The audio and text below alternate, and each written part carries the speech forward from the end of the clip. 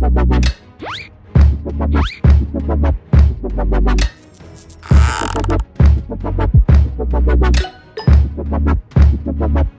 I'm Brody with our channel, Let's Table It, where we get games to the table.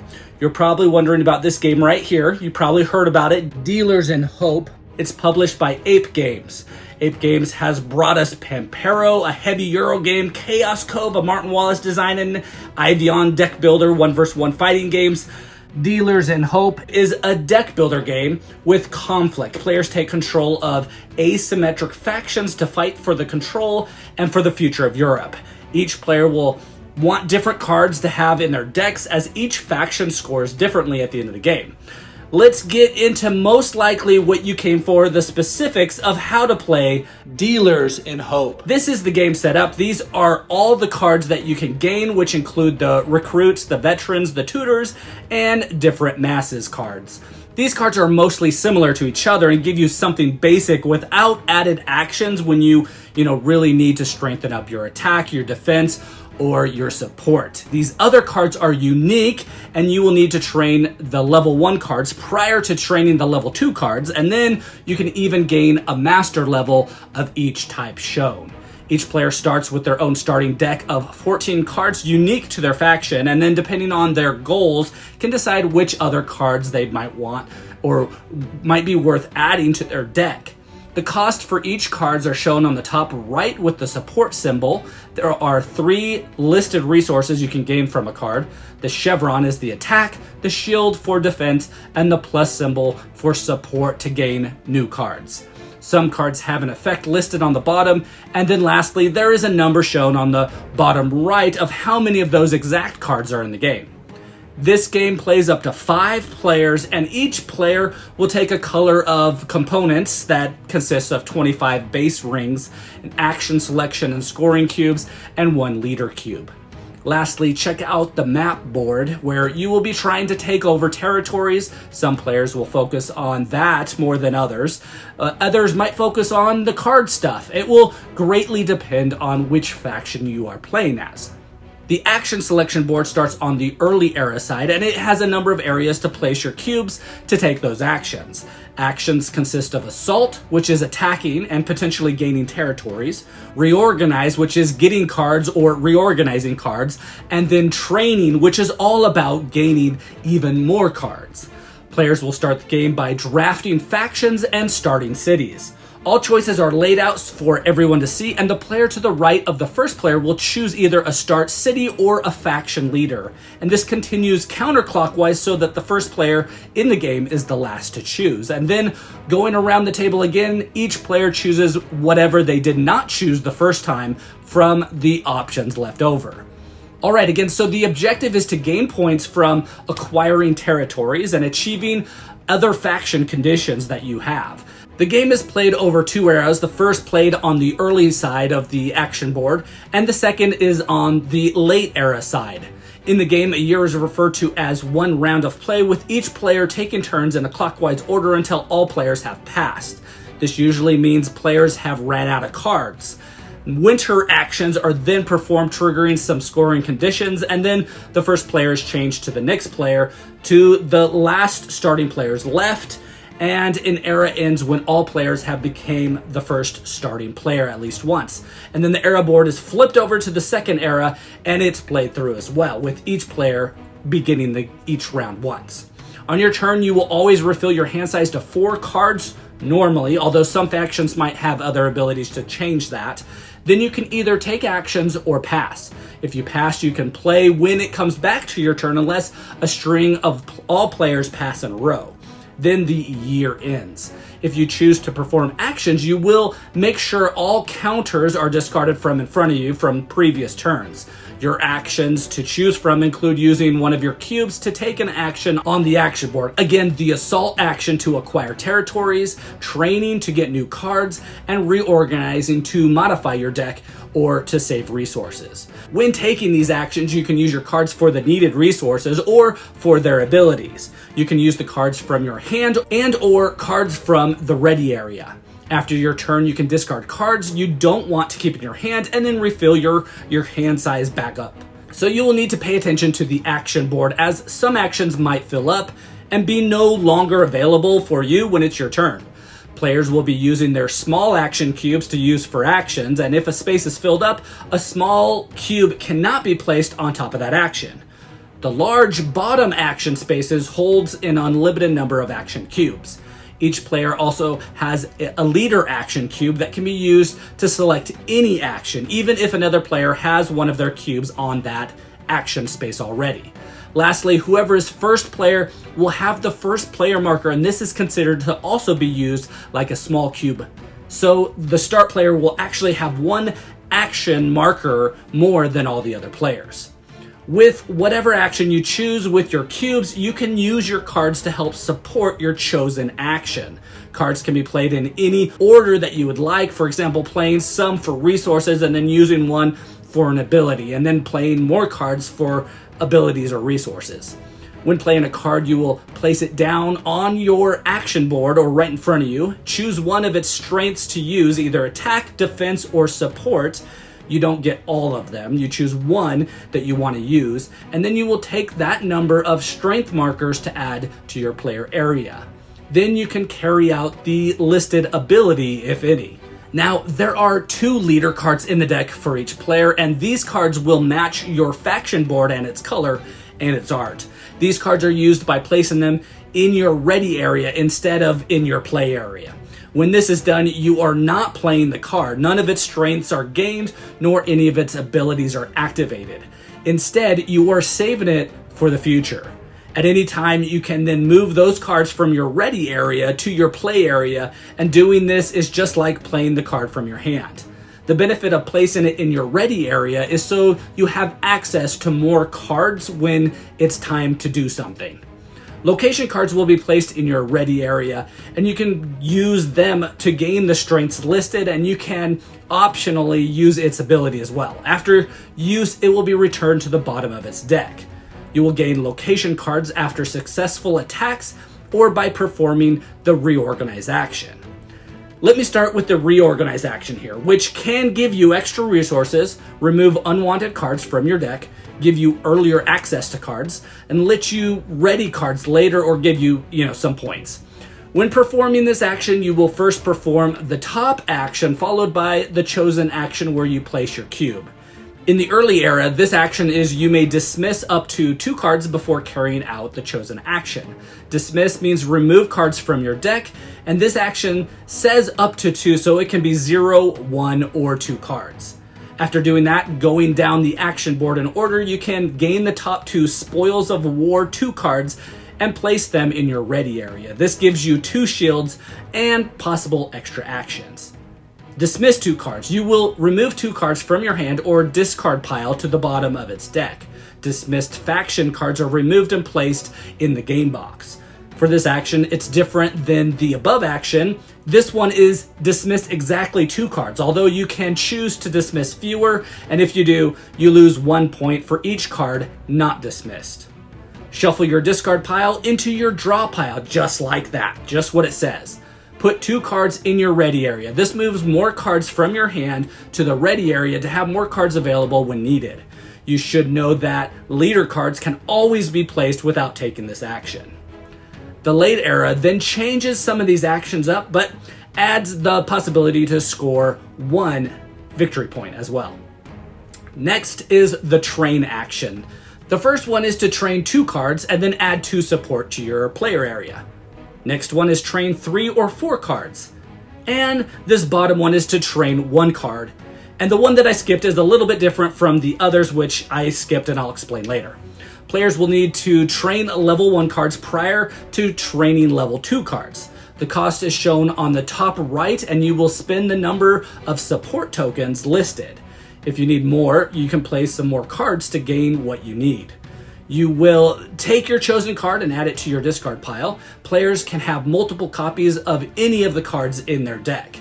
When training level 2 cards, which has the number 2 in its title, you must also pay the support cost like the level 1 cards. But you also must have the level 1 card of the same type either in your play area as you have used it for something already, or you use it now to pay the support cost to train the level 2 card.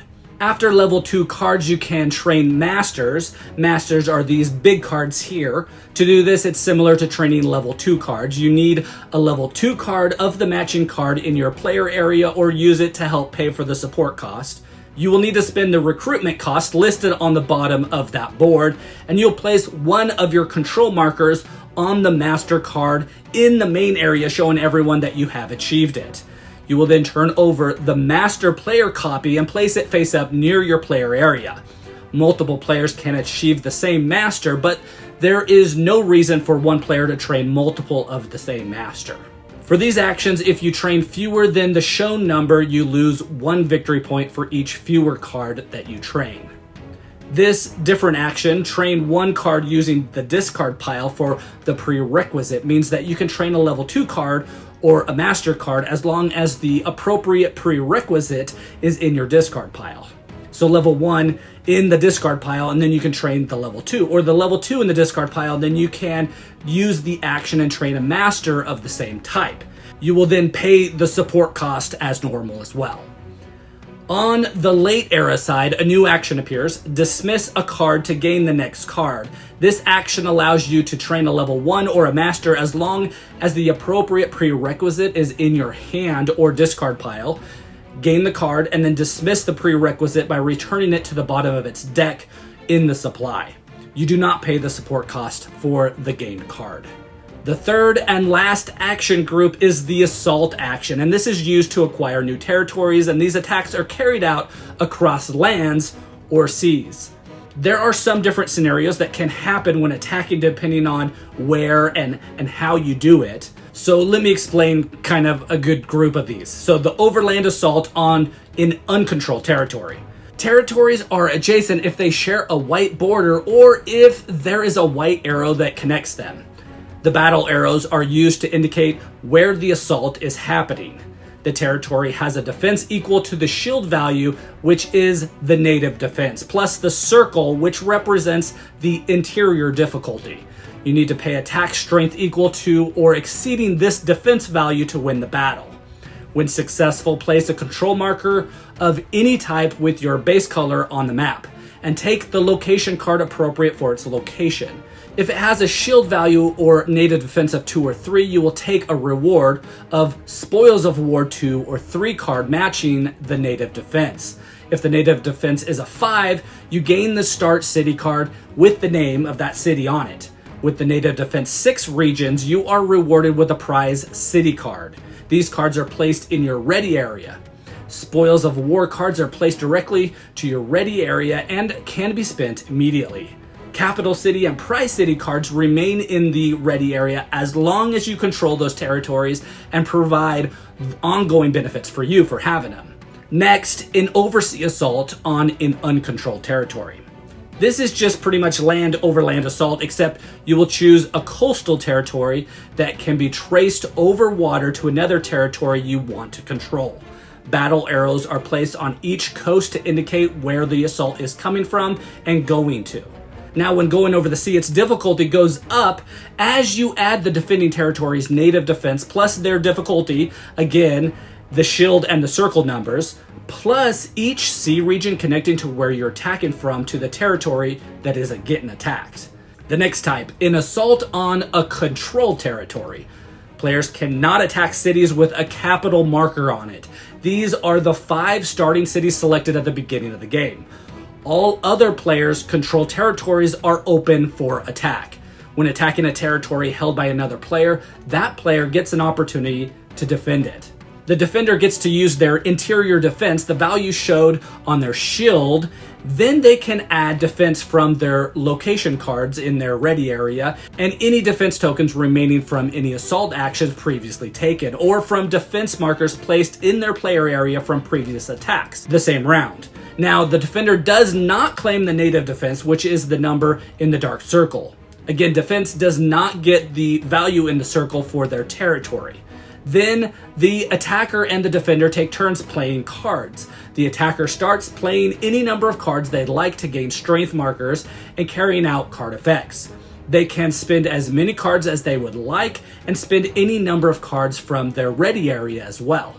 If the attacker doesn't gain a value or an attack resource to equal or exceed the defender's total defense, the assault is lost and the defender retains control. Otherwise, the assault continues. Now, the defender can play cards as normal, gaining strength markers and carrying out card effects as well. They can spend any number of cards as well and use any cards in their ready area.